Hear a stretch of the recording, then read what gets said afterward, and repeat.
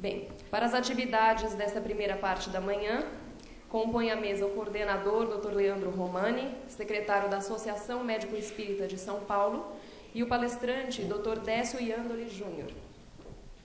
Lembramos a todos que aqueles que quiserem enviar suas questões e dúvidas a respeito da palestra poderão entregar os seus papéis à nossa equipe do auditório, colocando no papel nome e e-mail, para caso as questões não possam ser respondidas aqui, possam ser respondidas posteriormente. Aqueles que quiserem também, nós temos um mezanino aberto aos congressistas, para aqueles que preferirem assistir lá do alto. E após o término desta palestra, nós teremos uma sessão de autógrafos com os livros do Dr. Décio Iandoli e doutora Marlene Nobre ao lado da secretaria. Passamos a palavra, então, para o Dr. Leandro. Bom dia a todos. É um grande prazer estar nessa manhã e tenho a certeza que será uma manhã bastante produtiva. E eu fico muito feliz em poder apresentar o próximo palestrante, que foi e continua sendo um grande professor para mim, literalmente. E Dr. Décio Iandoli Júnior falará sobre as bases teóricas e científicas do paradigma espiritual. O Dr. Décio é médico com especialização em cirurgia geral e em cirurgia do aparelho digestivo. Presidente da Associação Médico Espírita de Santos e membro atuante da AME Brasil e AME Internacional. É membro titular do Colégio Brasileiro de Cirurgia do Aparelho Digestivo, doutor em Medicina pela Universidade Federal Paulista, Escola Paulista de Medicina. Professor titular da cadeira de Fisiologia dos cursos de Biologia, Fisioterapia e Farmácia da Universidade Santa Cecília. Professor do Departamento de Cirurgia da Faculdade de Ciências Médicas de Santos e apresentador do programa Ciência e Espiritualidade pela TV Mundo Maior da Fundação Espírita André Luiz. Com a palavra, Dr. Décio Iandoli.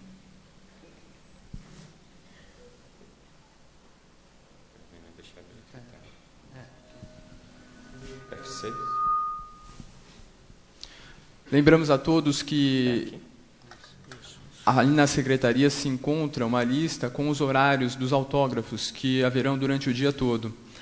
Para podermos utilizar da melhor forma o tempo, recomendamos que façam a aquisição dos livros na livraria no andar de cima, para facilitar o horário dos autógrafos. Dr. Décio, por favor. Bom dia a todos. Eu estava aqui pensando como eu sou um cara de sorte. Sou abençoado. Acho que todos somos, né? Mas ontem à noite eu tive essa sensação muito forte por estar podendo participar desse momento, que quando eu vi as fotos em preto e branco, que a doutora Marlene passou tão rápido ontem, deu uma vontade dela dava vontade de falar, vai mais devagar, a gente fica aqui até meia-noite, não tem problema, para mostrar o começo da AME e a história da AME. E, de repente, a gente saber que está fazendo parte disso e está fazendo parte desse marco, que são os 40 anos da AME, eu me senti, assim, abençoado, né? Aí cheguei hoje de manhã e vi que o Moacir ia cantar antes de mim e eu falei, nossa, que facilidade, né? E para melhorar ainda mais, tudo que eu vou falar hoje, vocês já ouviram ontem da doutora Marlene e do Sérgio, então não corro risco, né, de deixar nada passar em branco. Então, eu estou aqui só para me divertir, né? E eu queria agradecer a oportunidade que eu recebi para poder estar aqui.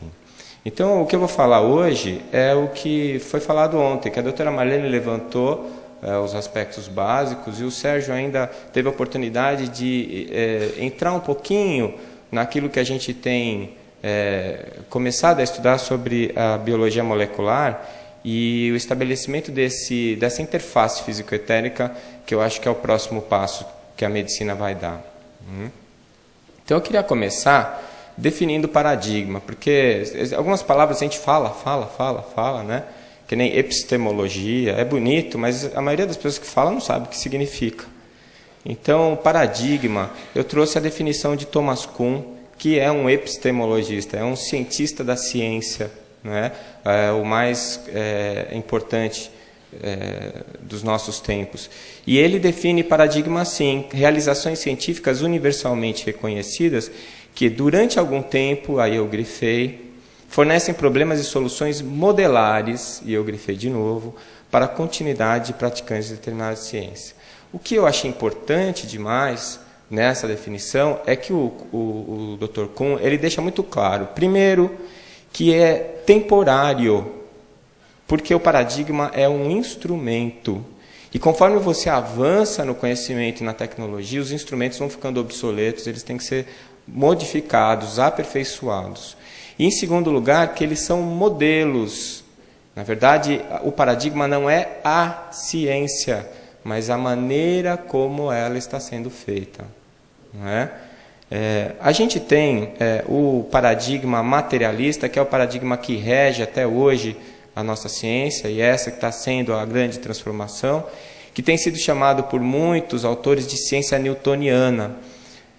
O nome newtoniana vem por causa do mecanicismo que essa ciência adotou. Ou seja, nós espíritas, a gente tem um pensamento mecanicista. Eu me dei conta disso outro dia, que quando eu escrevi o Fisiologia Transdimensional, lá em 98, eu estava buscando uma ligação entre o corpo e o espírito mecanicista. Eu fiquei indo atrás da interface físico-etérica, buscando um caminho que tivesse uma corda, uma ligação. E hoje, com a física quântica, eu vejo que isso não é necessário. Não é? Então, isso é porque a minha formação toda acadêmica foi em cima do paradigma materialista. E por conta dele ser assim mecanicista, a gente precisa ter uma engrenagem em cima da outra. A gente não consegue entender que alguma coisa pode funcionar sem que haja alguma coisa ligando uma na outra. Não é? O telégrafo não precisava de fio? Pois a gente tinha essa ideia, agora não precisa mais. Né? A gente troca informações sem precisar de um contato físico. Agora, uma outra coisa, e é por isso que ela é chamada reducionista também, porque o paradigma materialista, ele se preocupa exclusivamente com esta porção material, com essa porção física. Portanto, ela reduz o universo e as pessoas a isso. O que eu acho que fica muito importante a gente ressaltar é que o materialismo, ele não nega o espírito, ele simplesmente não se importa com ele. Ele não considera, ele não se preocupa. Por isso que é tão fácil para os cientistas materialistas dizerem, olha, o cientista cuida da ciência e as religiões cuidam do espírito. Porque na cabeça deles, ele não precisa se preocupar com isso, não faz parte do métier dele, não está dentro do paradigma que ele adota. O que está acontecendo é que está havendo uma mudança de paradigma. Por quê? Porque o materialismo está se esgotando. No momento em que a gente já está estudando o espaço interatômico, e que o presidente do CERN, lá do acelerador de partículas, lá em Genebra, vem dizer em público que eles não estão mais procurando partículas, que eles já acharam todas, eles estão estudando o nada que existe entre as partículas. Não é? Fica muito claro aquela frase que é atribuída ao Albert Einstein, que o materialismo ia acabar por falta de matéria. Não é? Não tem mais matéria para a gente estudar, meu Deus, para o que a gente vai fazer? Acabou. Não é? O homem já sabe tudo. A gente já sabe tudo que existe para ser aprendido. Então, quando o Albert Einstein trouxe a teoria da relatividade e começou a abrir os olhos dos cientistas de que o universo não é só a matéria, tem muito mais do que isso, então ele está liberando o pensamento humano. Ele está libertando os cientistas para novas hipóteses, novos paradigmas. Então, é como se você estivesse abandonando a sua máquina de escrever e comprando um computador para escrever os seus textos. Você está mudando o instrumento, porque aquele não te serve mais. Não é? Muito bem. Viramos o milênio. E o que a ciência trouxe de significativo no seu conhecimento quando nós viramos para o terceiro milênio? Ela trouxe um silêncio profundo e ensurdecedor a respeito das questões mais básicas que nos motivaram desde os primórdios da ciência e que absolutamente não foram respondidas, apesar de termos chegado, né, a esse nível de conhecimento da matéria. Isso é muito significativo. Porque se a gente estudou a matéria até onde deu, aí é óbvio que ainda existem coisas para ser estudadas da matéria. É óbvio que a gente ainda precisa entender, como disse o Sérgio ontem, a bioquímica, ela explica quase tudo, né? E dentro do corpo humano, e a gente precisa entender essa bioquímica com detalhes, porque é através do entendimento da bioquímica que a gente vai chegar em quem está comandando a bioquímica. Não é?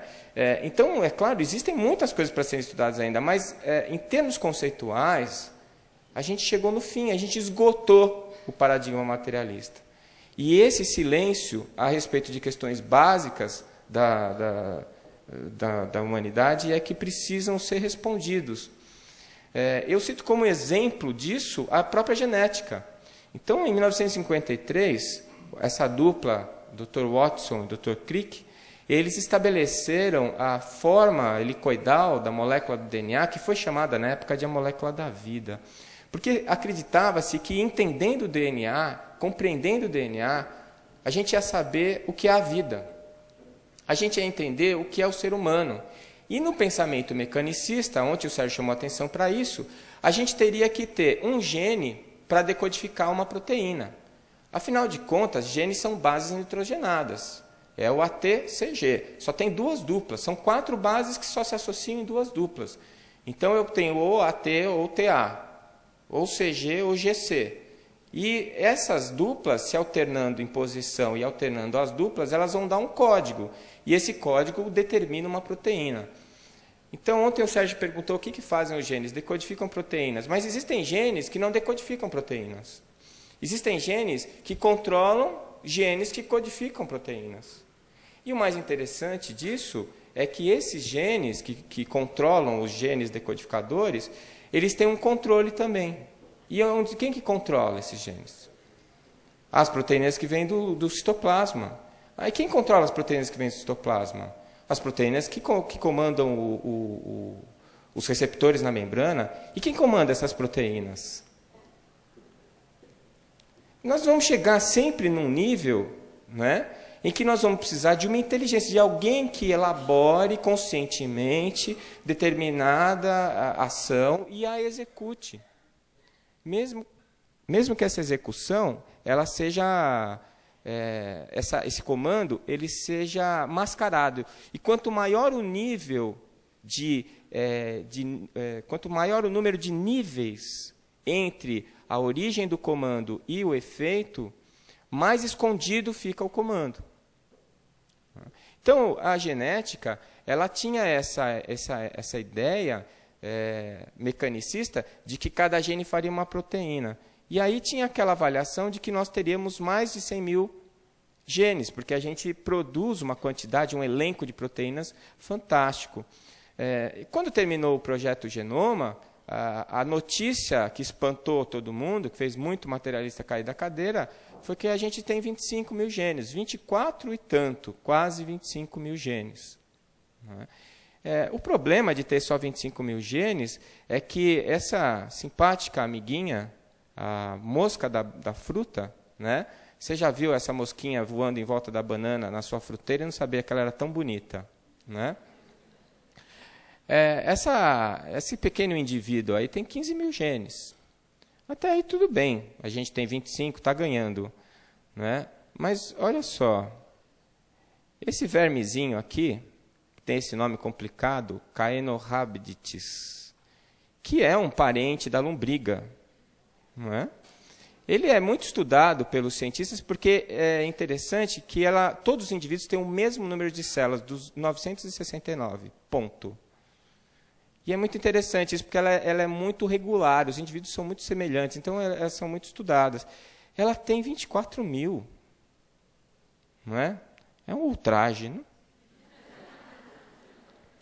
E o rato? O rato tem o mesmo número de genes do homem. Não é? Talvez por isso que cozinhe tão bem. Não é?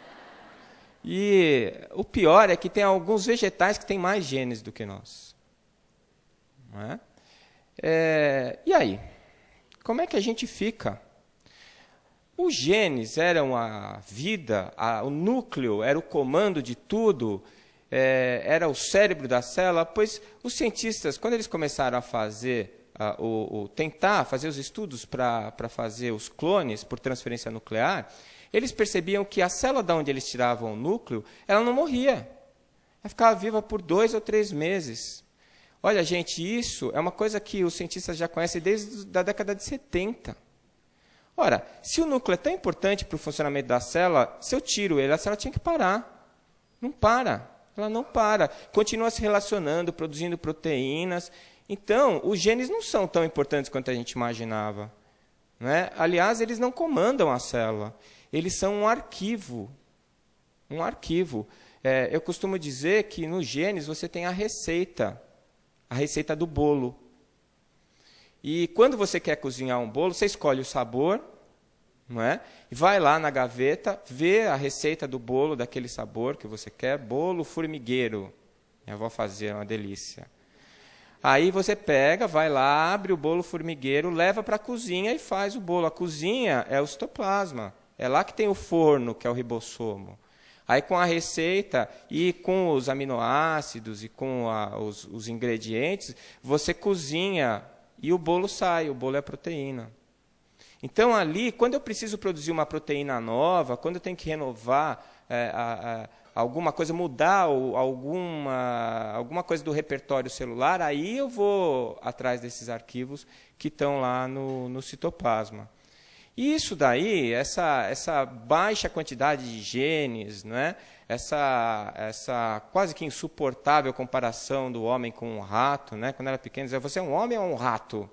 Há controvérsias, talvez os dois, não sei. Não é? Então, isso provocou o fim do determinismo genético. Os mais animados com o determinismo genético, eles acreditavam, por exemplo, que se você era uma pessoa boa ou má, isso estava escrito nos seus genes.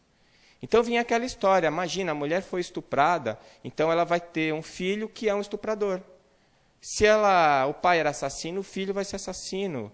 E por aí vai, esse tipo de bobagem, que já era uma bobagem na época, por pura observação, e que hoje fica mais caricata ainda, porque a gente sabe que os genes não são tão importantes assim. Eles são importantes, é uma transmissão de informação, não é? É uma quantidade enorme de possibilidades que ele dá para a célula, mas eles não são o comando e eles não determinam absolutamente nada. E agora? Como é que nós ficamos? Porque a complexidade humana, ela não precisa ser provada, ela precisa ser explicada. E nós temos o mesmo número de genes que um rato, mas eu nunca vi nenhum rato resolver uma equação de segundo grau. Não é? Então, onde que está a diferença? Onde está a explicação? Não é? Se os genes não explicam mais a vida, quem é que está no comando? Quem é que comanda a célula, a sua fisiologia? Quem é que diz para a célula para onde ela vai e o que ela tem que fazer? Aí, quem está começando a responder essa pergunta é a epigenética, que o Sérgio também falou ontem. Então, epigenética significa o quê? Quem controla os genes. Se não são os genes que controlam a célula, quem controla os genes para dar o repertório celular? Quem controla os genes para produzir a proteína A, a proteína B ou a proteína C? Porque tem isso ainda. O mesmo gene, ele pode dar 3 receitas diferentes. Não é? Como? Como é que isso funciona? Não é? Então, a epigenética, ela está estudando o controle da expressividade gênica por fatores externos à célula. Então, na verdade, você tem ali um conjunto de dados que você pode ou não utilizar. Eu não sei se já aconteceu com vocês. Eu comprei um computador a última vez, e aí, quando eu abri, o computador já veio com o programa, veio com um monte de ícones de programas que eu não fazia a menor ideia do que significavam. Como eu tinha comprado o computador lá nos Estados Unidos, estava tudo em inglês. Aí eu tentei ver para que significavam aqueles programas, mas eu não consegui entender. E também não tive coragem de apagar. Eles ficaram lá. O computador já queimou a placa-mãe, tive que jogar no lixo, e eles ficaram lá. Eu nunca usei. Então, existem alguns programas nos nossos genes que eles nunca vão ser usados. Simplesmente porque quem está acessando o programa não quer ou não sabe usar. Não é? Então, quem é que vai fazer esses genes ligarem ou desligarem? os fatores de aprendizado. Se alguém chega e me explica, olha, esse programa ele serve para isso, isso, isso, eu falo, puxa, eu estava precisando de alguma coisa assim e não sabia que ele servia para isso. Pronto, vou começar a usar. O que vai ensinar a utilização ou não desses genes, quem vai ligar, ativar esses genes ou não, né? E o controle genético está muito ligado por processos bioquímicos, como a metilação, por exemplo, vai ser um fator que está fora do controle genético, são os fatores epigenéticos. Né? E esses fatores eles estão ligados ao meio ambiente. Os controles epigenéticos, ou seja, esses fatores que vão ensinar a célula, ou que vão dar o direcionamento para a célula até, e inclusive no seu metabolismo proteico, na sua produção de proteínas, nos seus comandos, eles podem provocar uma variabilidade de até 2.000 proteínas a partir do mesmo padrão genético. Isso não deixa de ser uma função quântica. Eu tenho um universo de possibilidades. E desse universo de possibilidades, eu vou colapsar a que me interessa. Então, os genes, eles me dão essa possibilidade. Eu tenho uma quantidade, um elenco grande de possibilidades. Mas qual vai ser a minha realidade? O que é que eu vou expressar geneticamente? Qual vai ser o meu fenótipo? Quais vão ser as características que eu vou expressar? Vai depender desses controles epigenéticos. Não sei se está dando para entender, não é? E isso é uma função quântica. Na função quântica, eu não sou físico nem nada, mas o pouco que a gente entende é isso. Né?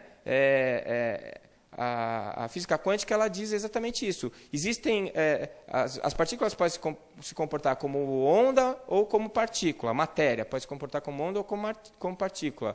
A partícula é o colapso do observador. O observador vê as possibilidades ou se foca, a consciência dele se foca numa possibilidade e aquela possibilidade deixa de ser uma onda para ser uma partícula. Então, isso daí está indo muito mais longe do que a gente imaginava no início. Né? Muito bom. Beleza, então se a epigenética é assim, como é que a transmissão de informação é feita de um indivíduo para o outro? Bom, a genética já está cansada de saber disso, através dos genes. Mas a epigenética está mostrando uma outra coisa extremamente interessante, que é o seguinte, o meu controle epigenético ele pode ser transmitido para os meus descendentes. E isso é uma coisa que a genética nunca tinha cogitado. Então, a minha experiência, a minha vida, o que eu passo, o que eu experimento, pode provocar programações epigenéticas que vão ser transmitidas para os meus descendentes. Né? Talvez atrás disso, ou talvez isso seja o que está atrás do inconsciente coletivo, das transmissões de informação que o Sérgio Felipe chamou a atenção ontem, não é? A epigenética. Olha que coisa interessante. Porque esse cidadão aqui, ele foi muito injustiçado na época dele, porque ele usava o aforisma de Diderot, que a função faz o órgão. E ele dizia assim, a girafa tem o pescoço comprido porque ela precisava alcançar as folhas e de tanto tentar ela foi aumentando o pescoço dela. Ou ele dizia que os membros inferiores do homem, eles são projetados exatamente para andar, né, de duas pernas, como a gente escolheu fazer isso em um determinado momento da nossa evolução. Mas, na época, Lamarck ele foi negado por quê? Porque a gente sabia que as alterações fenotípicas não eram transmitidas geneticamente. E isso é uma verdade. Mas a gente não sabia que as programações epigenéticas eram transmitidas geneticamente. E a gente não sabia também que nós somos capazes de fazer uma reprogramação epigenética. Ou seja, durante a minha vida, eu não vou mudar os meus genes, mas eu posso ligar ou desligar os genes. Eu posso deixar de usar o Explorer para usar o Firefox. Eu escolho, eu vou escolher o programa que eu quero usar. São programas com a mesma função, com funções semelhantes, pouco importa. Quem decide isso sou eu. Eu que estou atrás do computador, eu que estou comandando. Não é? Então, os genes, na verdade, são os comandos. Um dos comandos, são vários. Os centríolos, o Sérgio falou ontem, é um outro tipo de comando. Mas quem está atrás do comando é a consciência. Mas a epigenética fala que os fatores epigenéticos são os fatores do meio ambiente, e que o meio ambiente é que altera as células e que reprograma os genes dessa célula. Isso é verdade, mas é uma coisa, a pergunta sendo feita dessa maneira, por exemplo, nós somos determinados pelo meio ambiente? É o meio ambiente que faz com que a gente seja o que a gente é? Eu não vou entrar em detalhes da formação da personalidade, né, mas o código genético é um deles. Eu não posso inventar um programa que não está lá. Eu tenho que usar aqueles lá. Não é? Que o repertório é muito maior do que o que a gente usa. Não é? O meio ambiente, os fatores epigenéticos influenciam. Não é? Eu trago alguma memória do passado. E tem influências eletromagnéticas, cosmológicas. Então, é um conjunto de coisas. Bom, se eu for um ser unicelular, o ambiente é quem determina diretamente a minha epigenética. Agora, por isso que é tudo muito igual. Por isso que as amebas não têm personalidade, por exemplo. Né? Eu imagino que elas não se reconheçam. Aquela é a ameba João, a ameba Maria, eles não, né? Porque são todos iguais. Agora, se o ser é pluricelular, aí a coisa muda um pouco de figura. Porque nós, como seres pluricelulares, somos um grande condomínio de células. Não é? São todas as nossas inquilinas, 75 trilhões de inquilinas. E o André Luiz ele chama atenção para isso, que as células são animáculos infinitesimais domesticados. Né? Então, estas células, elas estão inseridas em qual meio ambiente? No meio interno, que foi um conceito muito bem colocado por Claude Bernard, o pai da fisiologia prática. Então, Claude Bernard dizia que o meio interno é o meio onde estão imersas todas as células do organismo. Pois então, se os fatores epigenéticos estão no meio, o meio ambiente das nossas células é o meio interno. E este meio interno é que determina a epigenética das células. Então, é diferente a epigenética de um ser unicelular e a epigenética de um ser pluricelular. Nessa epigenética do pluricelular, a mente é um fator epigenético. A mente determina funções bioquímicas. Se você está triste, se você está feliz, entusiasmado, excitado, deprimido, você produz neuropeptídeos, você produz hormônios, você produz substâncias químicas, que nada mais são do que mensageiros, que vão avisar as suas células como elas devem se comportar. E esses fatores epigenéticos já são muito bem estudados. Isso mostra que a mente ela não é efeito, mas causa. A mente é que determina o funcionamento do corpo, e não o corpo é que tem como coproduto a mente. E isso estabelece a dualidade cérebro-mente. A doutora Candace Pert, no seu livro As Moléculas da Emoção, ela coloca muito claramente isso. Os neuropeptídeos falam, os receptores ouvem. E há uma integração. Sistema nervoso, sistema endócrino e sistema imunológico fazem parte de um todo. E eles reagem como um todo, numa rede bidirecional. Ou seja, o que vai do nervoso para o endócrino, volta do endócrino para o nervoso. O que vai do endócrino para o imunológico, volta do imunológico para o endócrino e para o neurológico. Esses três fatores, essas três peças estão irremediavelmente unidas. Como a ciência, filosofia e religião no espiritismo. Não é? Outros autores, como o Dr. Bruce Lipton, que a doutora Marlene citou aqui, no seu livro Biologia da Crença, que é imperdível, tem que ler. Não é? Ele fala aqui dos fatores epigenéticos, a nutrição é um fator epigenético, o estresse é um fator epigenético, e as emoções são um fator epigenético. E eles não falam isso assim, eles não tiram da cartola, eles têm todo um embasamento científico de trabalhos realizados, estudos, que mostram que isso é uma realidade dentro da biologia. Né? Pois então, o meio ambiente gera fatores epigenéticos que vão controlar a vida do nosso amiguinho paramécio, da nossa amiguinha ameba. Então, ela é determinada, ela é produto do meio. Não é? Agora, se o ser for pluricelular, o meio ambiente não influencia, claro, mas vai influenciar o sistema nervoso, as vias aferentes. não é? Então, a percepção do ambiente gera fatores, né, estímulos, que são interpretados pelo nosso cérebro, e essas interpretações vão gerar uma resposta.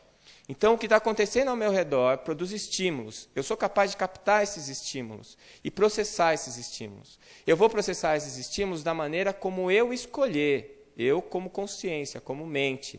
Por isso que se eu colocar um copo pela metade, metade das pessoas que olharem vão falar, nossa, esse copo está quase cheio. E a outra metade vai falar, nossa, esse copo está quase vazio. É o mesmo copo, com o mesmo limite. A interpretação depende de cada um. Essa interpretação gera emoções. Essas emoções são os fatores epigenéticos do meio interno, que vão alterar o funcionamento das células. Então, quem vai fazer a interpretação desses estímulos é a alma, que você pode chamar de mente. E veja que a setinha vai e vem. É uma rede bidirecional. Os estímulos são interpretados pela sua alma, e a sua alma ela atua sobre a interpretação desses estímulos, né, dá um feedback com o seu veredito. E isso daí vai fazer os fatores epigenéticos que no meio interno vão alterar o comportamento das células.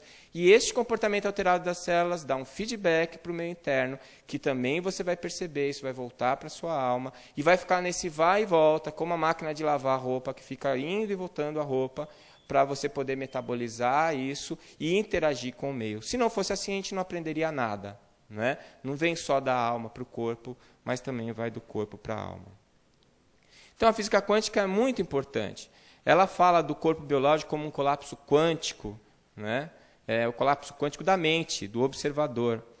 A embriologia é, na verdade, uma demonstração científica dos processos de colapsamento quântico que a nossa mente faz sobre o nosso corpo, e o Dr. Rupert Sheldrake já ventila essa possibilidade, né? A doutora Marlene falou dele ontem. Nós revolucionamos os princípios a física quântica está revolucionando os princípios da biologia na medida em que a gente percebe que os receptores das membranas têm uma função quântica, que as moléculas proteicas têm uma função quântica, e que, apesar de elas continuarem sendo a mesma proteína e não mudarem a sua estrutura, elas mudam a sua forma, a sua distribuição espacial, centenas de vezes em frações de segundo. Isso é uma coisa muito interessante, muito importante, porque você pode ter a mesma proteína que tem afinidade pelo receptor, que é uma outra proteína, e num determinado momento elas não se encaixarem. Porque elas ficam mudando tantas vezes, que você tem que... A mente escolhe qual das possibilidades é que ela vai ser naquele instante. E isso é uma coisa que explica algumas coisas que a bioquímica nunca explicou. Por exemplo, por que eu dou a mesma droga para dois indivíduos, A e B, os dois indivíduos têm a mesma fisiologia, os mesmos receptores, e a droga tem um efeito em A e outro efeito em B? Por que você sempre tomou determinado remédio e ele teve um efeito A, e naquele dia você tomou o mesmo remédio na mesma dose e o remédio teve outro efeito completamente diferente? Se a molécula é sempre igual, se a interação entre neurônio, entre hormônio e receptor é sempre igual, por que naquele dia não deu certo? Porque a função é quântica. Naquele dia eu não escolhi ficar bom. E se eu escolher ficar bom, eu não preciso nem da molécula. Aí entra o efeito placebo. Os materialistas usam o efeito placebo para justificar a prece não tem efeito. Prece não tem efeito nenhum, é placebo. Ora, o placebo é a prece. Se a minha mente pode mudar o meu corpo, e eu admito isso, ainda provo isso cientificamente, precisa mais alguma coisa? A prece é o recurso para que eu queira a saúde e não a doença. Pronto. Não é? Então, o Dr. Amit Goswami, no seu universo autoconsciente, o médico quântico, ele deixa muito claro que o cérebro é produto da mente, e não o contrário. Então, na física quântica, a gente aprende que a geração e a manutenção do nosso organismo biológico são funções quânticas e dinâmicas, com multiníveis de controle. É por isso que fica difícil se achar o cara que está mandando, porque são vários níveis do sistema. Desde o nível subatômico, o nível molecular, o nível estrutural, celular, tecidual, sistêmico. Então, são vários níveis e eles agem em cascata, para cima e para baixo, subindo e descendo, apesar da causação ser descendente, como disse ontem a doutora Marlene Nobre, né? Então, isso vai evidenciando cada vez mais essa dualidade cérebro-mente.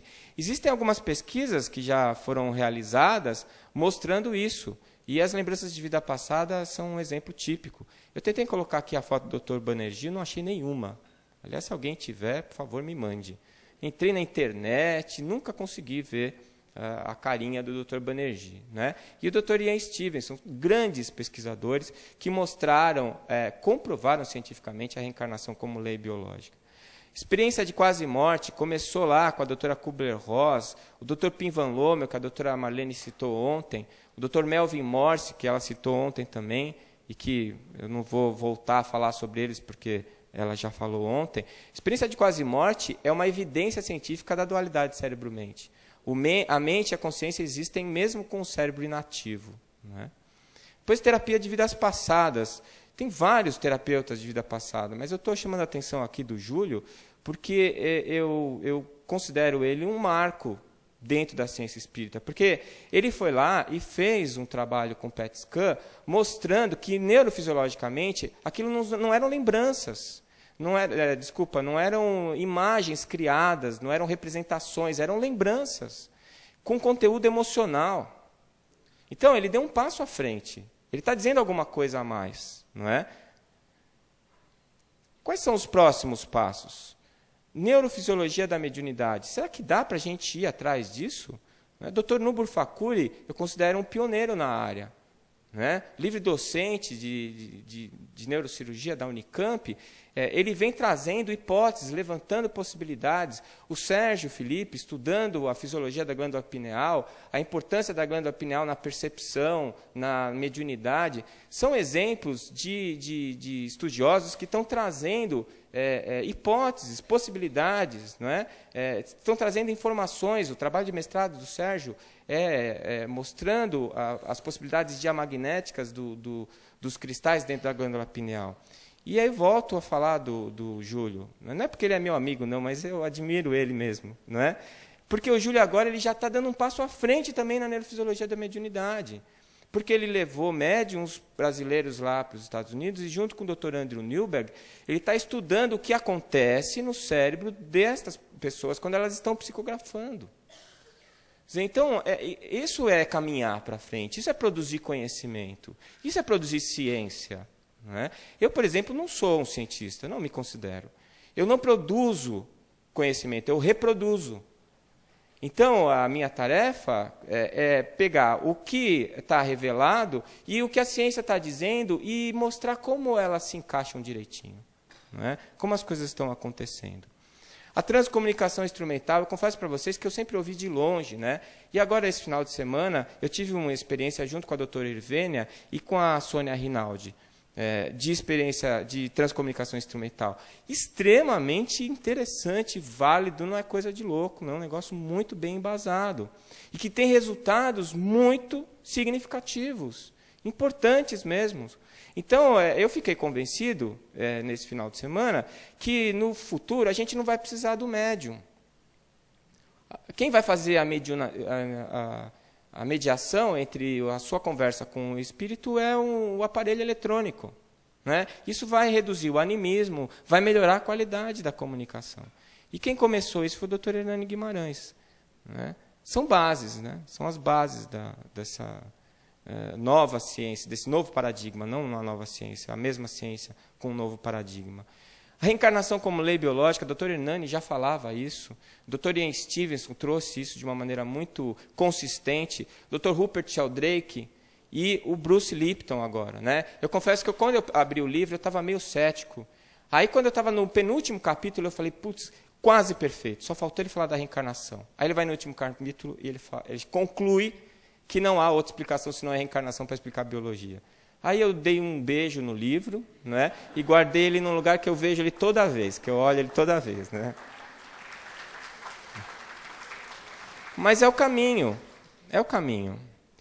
Agora eu quero trazer para vocês, para encerrar, quem realmente estabeleceu as bases teóricas e científicas do paradigma espiritual.